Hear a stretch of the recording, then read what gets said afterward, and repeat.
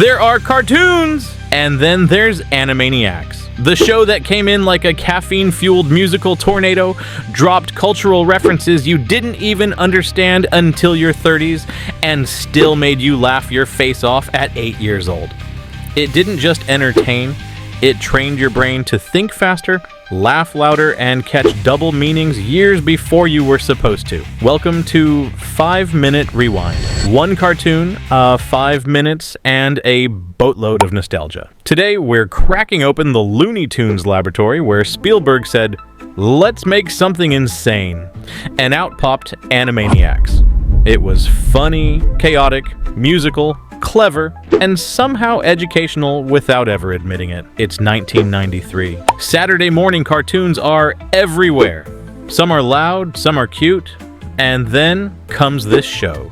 Part musical, part sketch comedy, part educational chaos, with 3 mystery siblings living in the Warner Brothers water tower for reasons no one ever really explained. And that theme song. Try hearing "It's Time for Animaniacs" and not singing the rest. Yeah, didn't think so. The setup's kinda simple. Kinda. You've got Yakko, the fast-talking big brother who sounds like he's powered by espresso. Wakko, a hyper-chaos machine with the metabolism of a hummingbird. And Dot, cute, sassy, and absolutely not here for your nicknames. That's Princess Angelina Contessa Luisa Francesca Banana Fana Bobesca the third to you. And honestly, she might have been the sharpest of them all.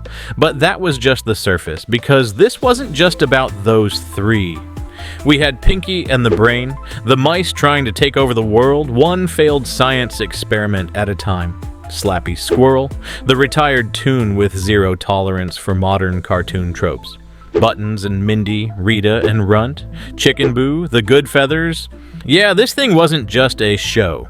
It was a sketch comedy ecosystem. So what made it stick? Simple. It was smart. Way smarter than it had any right to be. They dropped Magna Carta jokes. Name-dropped Sigmund Freud.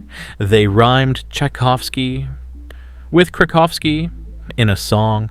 The writers didn't dumb it down. They just handed you the joke and kept walking, and somehow it worked. Somehow you knew it was clever. Even when you didn't get it, you probably still remember Yakko singing every country in the world like he was on a Red Bull bender. Or that time they did all the US presidents, with powdered wigs, banjos, and choreo. This wasn't school. This was chaos with a drum line. But somehow your GPA went up.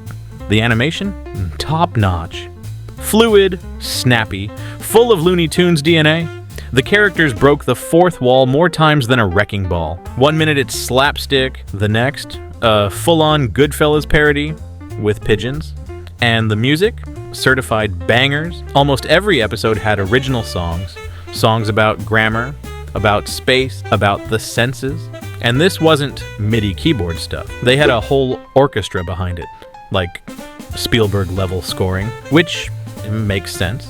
Because, yeah, Steven Spielberg executive produced it. The guy said, "What if we made Looney Tunes, but for kids and adults at the same time?" The show ran for 5 wild seasons, won Emmys, became a cult classic.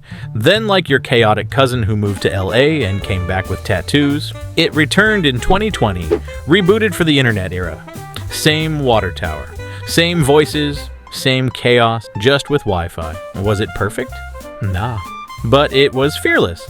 It roasted Hollywood, politics, celebrities, even itself, all with the kind of wink-wink jokes that flew right over your head back then and hit you like a semi-truck now. So why do we still love Animaniacs? Because it never tried to be timeless. It just was. It knew when to be clever, when to be absurd, and when to drop a piano out of nowhere, usually right on someone's head. If you ever said, "Hello, nurse," or shouted, "Are you pondering what I'm pondering?" to your confused friends, this show lives rent-free in your brain. And it's probably reorganizing your memory while it's at it. Smash that like button if you ever tried to learn all the countries.